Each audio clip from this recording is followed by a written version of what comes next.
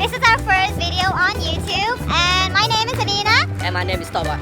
We are here today to give out an information and tips of international students and how to survive in US as an international student, because I'm from Mongolia. And I'm from Nigeria.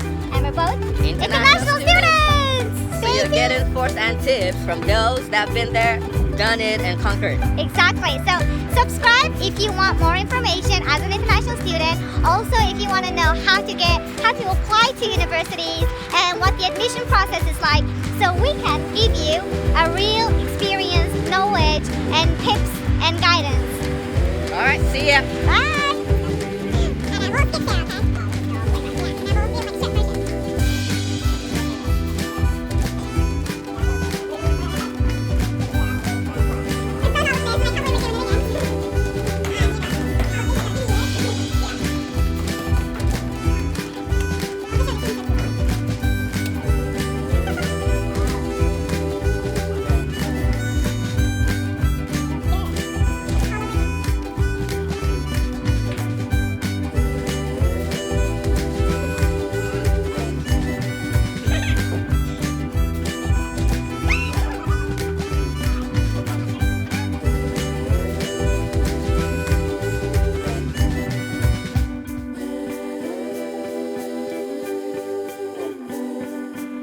So we're back, you guys.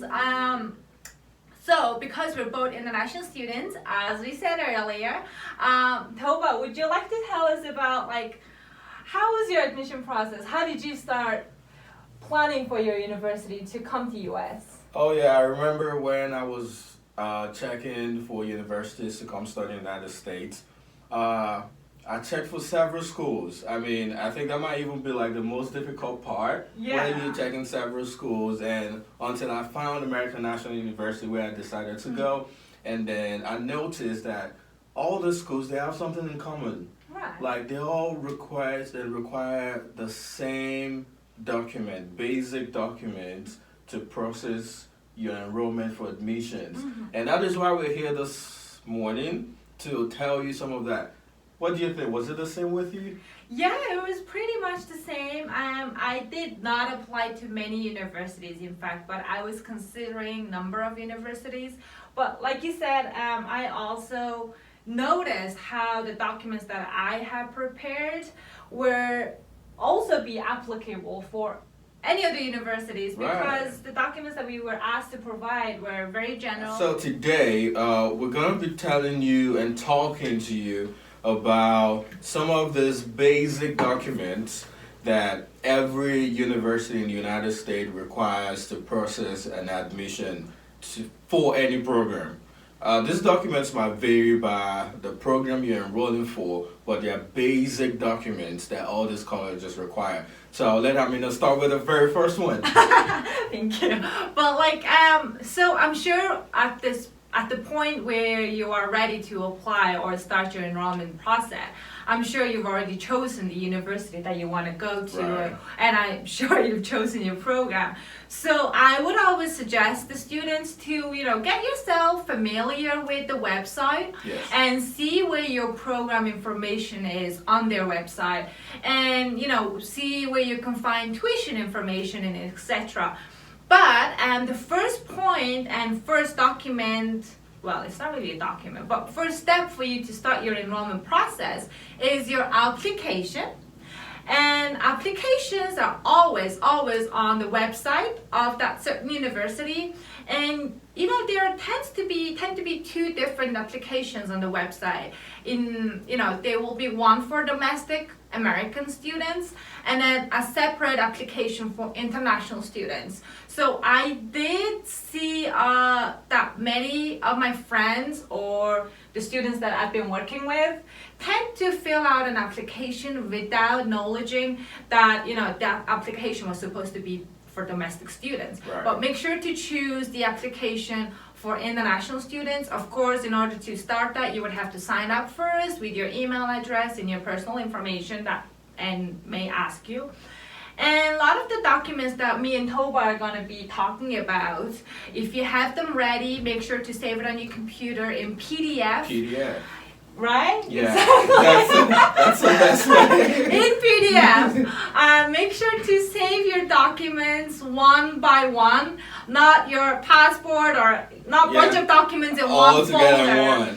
Because on the application you would have to upload it one by one, where it asks you to submit maybe your transcripts or your college degree. And if you have all of your documents in one folder, you're just uploading same document over and over again. So please try to avoid that, and then scan your documents, save them as PDF, complete your application, sign up first, fill in the information that they ask you, and of course there might be an application fee, but of course it varies by university. I did have to pay when I applied to ANU. Yeah, I had to pay too. But now I see a lot of the universities out there, you know, depending when you are applying and depending on the program, there might not be an application fee. So, you know, talk to the admission advisor. You may be able to email them. There should be a phone number or contact number or email address on their website. If you find the international students' website within their main site. Yeah, so she's talked about completing the online application, Right. which is the very first step. And I believe with many other colleges, once you start, when you're completing your online application, there are some basic documents that you'll be required to upload. So one of those documents would be your international passport. That is a major document that you should have, and like she said, when you scan those documents, please save them in PDF. Right. So you need your international passport, and if you're an international student already here in the United States, most universities require your I-94 form, your most recently issued I-20, Visa copy. and Yes, your visa copy. I almost forgot that. Yeah, your visa copy. Exactly. Yeah, but for those that are still back in their own country, what you need while you complete your online application would be your international passport, because after completing this application, if you get your admission, you have to go for a visa interview. Right. So at the point of completing your online application, you will need your international passport. Right, and of course it'll also have to be valid. Oh, yes. Some students may. Yeah, it has to be valid for at least 6 months. Right. I would advise, a year, 2 years would be good, but at least 6 months, because you don't know how long the process will take, and you need to do that. Please, that is very, very important. Right, definitely. And the next document that we've jotted down was how official transcript is one of the main required documents for international students, not even for international students, any students who's trying to apply, right? Yeah, right. So if you're considering and applying for maybe undergraduate program, which is your bachelor's or associate's degree, you would have to have your high school diploma and your transcripts. Make sure it's in English. I don't know, there are many students in many different countries. If your school do provide English version, you can send them. Depending on your university, official transcript is only official when your transcripts are sent from your previous school to the school that you're trying to apply for. Yeah. So there could be many ways for you to send that. You could request, if that university accepts electronic version, you could ask your previous school back home, or even in the country if you're a transfer student, to send them through their email. They use a lot of systems for that. Yes. Also, you can always mail it out, right? Yes. But mailing takes time, but if you start everything with a given time, you should be able to do that. But of course, if you're applying for a graduate program, for master's or doctorate, you would only have to provide your transcript for your bachelor's degree. So, for example, both of us were in master's level. Right. So I had to send my transcripts from that I earned through my bachelor's degree back home in Mongolia. And thankfully, Mongolian universities do issue English version and Mongolian version. So I didn't have to get it evaluated because ANU. I didn't know that. Oh really? Yeah, we're lucky because we are not gonna be spending money for translation. So yeah, that was the good part. So make sure to send out your official transcript. Many universities may ask you to send a soft copy first before, and then if you get admitted, they may ask you to send the hard copy, right? Yeah. So it really depends, but talk to your admission advisor. Yes. Yeah, that is very important. Like, you need to be in contact with your admissions rep or admissions advisor or whatever the school decides to call them. Yeah, so we understand that international students, we all come from different parts of the country. So there are countries where their formal language is not English. So for those that are coming from those countries, most universities in the United States need some form of English proficiency test result. And examples are TOEFL, IELTS. I call it IELTS. Yeah. Many people pronounce it differently, right? Yeah. Some say IELTS, some say IELTS. Yeah. I go with IELTS. So these are very popular exams that you can take back home. So they just basically test your English proficiency. And for most bachelor's program, you'll be required to score a minimum of 6.0. And for master's program, you're required to score a minimum of 6.5. I mean, graduate program, master's, doctorate. 6.5. So, but for English-speaking countries, as long as you have it on your transcript that the medium of instruction was English, then they may be able to waive that requirement. The English proficiency test result. Exactly. Yeah. And because you are from Nigeria, your native language is English. So I didn't have to do that. Well, actually, I took the IELTS exam, but I didn't have to use it. I just did it for the sake of, getting more knowledge. Exactly. So if you are from a country where your native language is English, and then maybe you're considering of coming to United States and pursue your education, then you don't have to provide English proficiency exam. I'm sure you know that by now. But also, if your previous program that you completed was in English or taught in English, and then it states it on your official transcript on the bottom or on the top, wherever it is, then you also don't have to provide any IELTS or TOEFL exams. But the requirement for IELTS and TOEFL would also vary by your program and by your university. So make sure to see and talk to your advisor exactly how many points you have to get, because even if you say 6 for bachelor's, your program that you might be going into is engineering. 6.57. Who knows? Who knows? Exactly. Do your own research. But these are very basic information, and I'm sure it's going to be helpful for many of you out there. Yep. What else? So the last document. Oh, the main one. Yeah. The main one. We are international, so in order to, there are many smart, intelligent students that are out there that are very fortunate enough to get full scholarship to study at many big Ivy League universities here in the university. But if you are going to be covering your own costs for your studies and for your living expenses, for any expenses that you may encounter while you're here in the US, you have to prove that you're financially stable. Yes.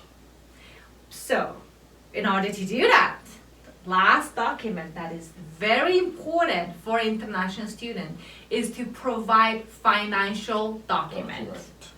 You want to tell me what kind of financial document most universities ask for? So most universities, this is one of the reasons why we say please be in contact with the university you're applying to, because various universities, they have limits or minimum requirements, especially when it comes to your financial document. So basically what that means is it could be a bank statement. Which should be at least 6 months valid to the period of when you're rolling your start date for your program. And it should be a statement that shows the minimum balance required by your university that you're applying to. because this gives them an overview that you can afford the education and the living expenses. So it depends on, one, the university you're applying to, and it depends on where the university is located in the United States, because the cost of living differs in, different states. So make sure you talk to your admissions rep or advisor to get, required information about this financial document. Definitely, yes. So financial document, like we just explained, it is very important. Very. That's the only way, if you do get accepted to the program, you would be getting a document called I-20. Yeah. And on that I-20, it will declare how much money you have. And then it proves that you're financially stable. And when you are ready to go for your visa interview, your I-20 is your main document that you're going to show. So also on that interview, you're proving that you have the money that you also show to your university. So just like how Toba said, bank statements are usually what most universities do ask, but also official bank letters indicating how much you have in your account is also acceptable, as long as it's on an official letterhead, signed and sealed. What else? Oh, of course, parents, right? Yeah. So, I don't know, you might be a billionaire, you can afford your tuition by yourself. But I believe that most international students, they have a sponsor like parents, uncles. So, I believe most universities, they know that, and they will let you know that they have financial support forms. That if you have a sponsor who is a third party meaning it's not you paying your tuition by yourself. Such third party like your uncle, parents, relative, or whatever would have to complete those forms to show consent that they're willing to sponsor your education in the United States. So those two documents are very, very important. Yeah, and if your university does not have that specific financial support form to distribute to the international students, you can always ask your sponsor, meaning your parents, to write you a sponsor letter for your admissions department or for your university, declaring that yes, for example, yes, Amina is my daughter. I have my own business or however, and then in this account I have this amount available. I have monthly income coming in about this month, and then you would prove that with your with your parents' bank account information, like we explained, your statement or letter. So those two would always go together. And international students, for young students being so young, nobody expects us to be financially stable. Exactly. So parents and relatives probably gonna be helping you out, but of course students are different. And if you do have a full scholarship, congratulations. You don't have to worry about the burden of paying your tuition. But these are the documents that are generally required. Is there anything else that might it depends. Like if you're applying for a master's program, for example, or a graduate program, master's doctorate, some universities might require that you submit a resume or provide some references or maybe some publications that you have, just to buttress your. So it depends on the university and what program and what level of study you're applying for. Definitely. A lot of the universities, if you're applying for a program that requires proficient English or needs the students to be excellent writers, they may ask you, writing sample, your previous thesis, or you would even be asked to write a summary of or write an essay. Exactly. So, there are many additional documents that may be required on top of what we just explained. But just like we said, talk to your admission advisor, get yourself familiar with the website, know your program curriculum, so you know exactly how many courses you'll be taking a semester or a term, how many you would have to complete in order to graduate, how much you're going to be paying. Yeah. Because tuition is different here in Yeah. the US, right? And you don't want to come here and be stranded. Exactly. Yes. So you need to plan out a lot. I would even assume get yourself started, even with just with the research, at least a year before you're actually Yeah. going. So, Right. right? Right. Yeah, right. well, summer's coming up. Time of the year where students all Well, look for universities. Yeah. So I think that will be it from Toba and Amina. Amina today. So we'll see you guys some other time. Yeah, bye bye.